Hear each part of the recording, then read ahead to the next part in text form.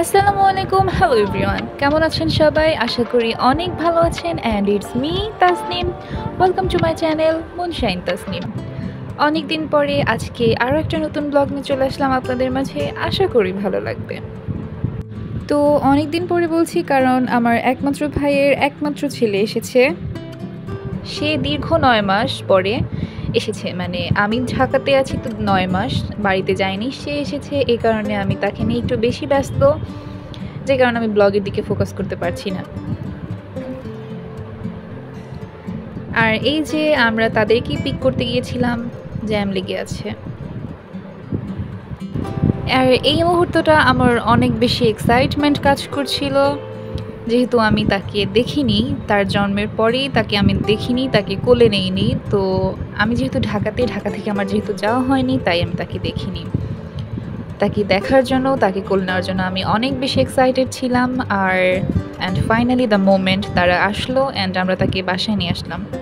আম্মু অনেক জিনিস এনেছিল বাসা থেকে আসার সময়, যেগুলো সাধারণত আমাদের বাড়িতেই আছে। তার মধ্যে এটা একটা, বলেন তো এটা কি? হ্যাঁ, আমি জানি আপনারাও জানেন, এটা হচ্ছে ডুমুর। আর এটা আমার অনেক প্রিয় একটা সবজি। আপনারাও কিন্তু জানাবেন কার ভালো লাগে। যদিও ঢাকাতে পাওয়া একটু দুর্লভ, মানে পাওয়া যায় বাট একটু কষ্ট হয় আর কি পাইতে। তো যাই হোক, তাদেরকে নিয়ে গল্প আড্ডা অনেক কিছুই হলো।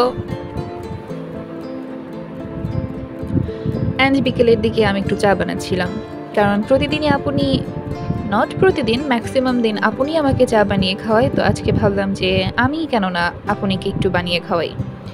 নিজেও একটু খেলাম আর আপনিকেও একটু বানিয়ে দিলাম।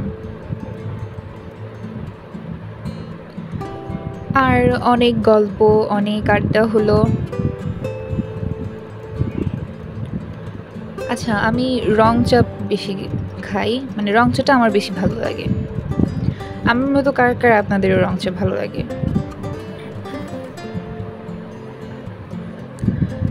আর এটা হচ্ছে ডে 2, সকালবেলা। আমি আমার বাবাকে নিয়ে একটু ছাদে গিয়েছিলাম।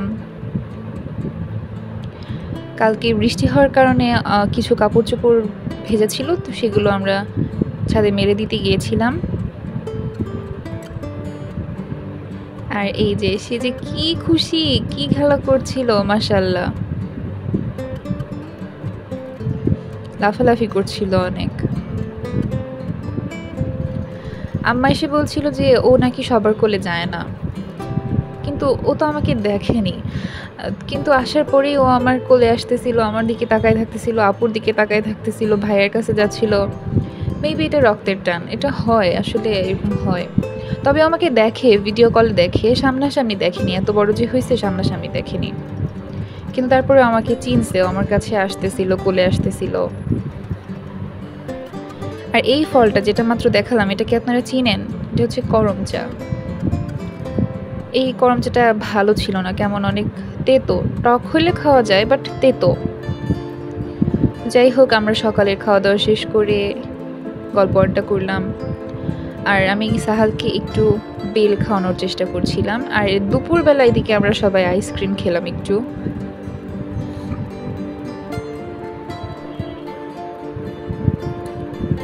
তো দেখি আপনি কি কি রান্না করেছে। আপনি এখানে রোস্ট করেছিল আর চাইনিজ ভেজিটেবল, আর এখানে ছিল বেগুনের চপ।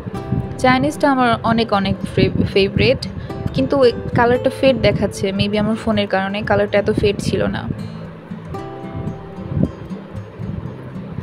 আর এই যে সবসময় তো আমি খাওয়া দাওয়া করে রিভিউ দিই, তো আজকে ভাবলাম যে না, আজকে আমি রিভিউ দিব না, আজকে ভাইয়া রিভিউ দিক।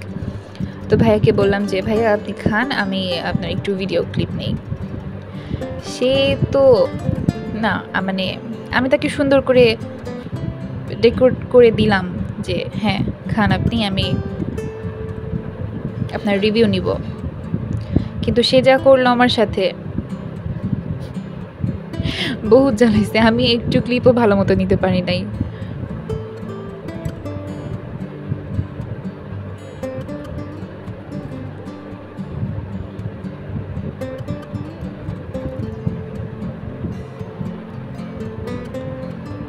আর এই যে এগুলো আমি গুছাচ্ছিলাম। আপনি অন্য কাজে ব্যস্ত ছিল, তাই ভাবলাম যে আপুনিকে একটু হেল্প করি, এগুলো গুছিয়ে দিই।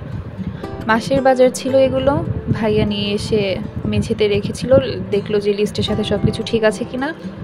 মেঝেতে রাখার পরে গুছিয়ে রাখা হয়নি, তাই আমি ভাবলাম যে এগুলো গুছিয়ে রেখে দিই আপনিকে। এগুলো গুছিয়ে এই শেলফটাতে রাখা হয়। এই শেলফটা ভীষণ হেল্পফুল। একদম মানে সব কিছু অনেক সুন্দরভাবে সিকিউর করে রাখা যায়, আর হাতের কাছেই সব কিছু খুঁজে পাওয়া যায়। তো আমি এখানে টুকটাক করে সব কিছু গুছিয়ে রাখছিলাম। আমার ভিডিওটা যদি ভালো লাগে অবশ্যই লাইক কমেন্ট করবেন এবং সাবস্ক্রাইব করে আমার পাশে থাকবেন। তাহলে বন্ধুরা, আজকে তাহলে এখানেই শেষ করছি।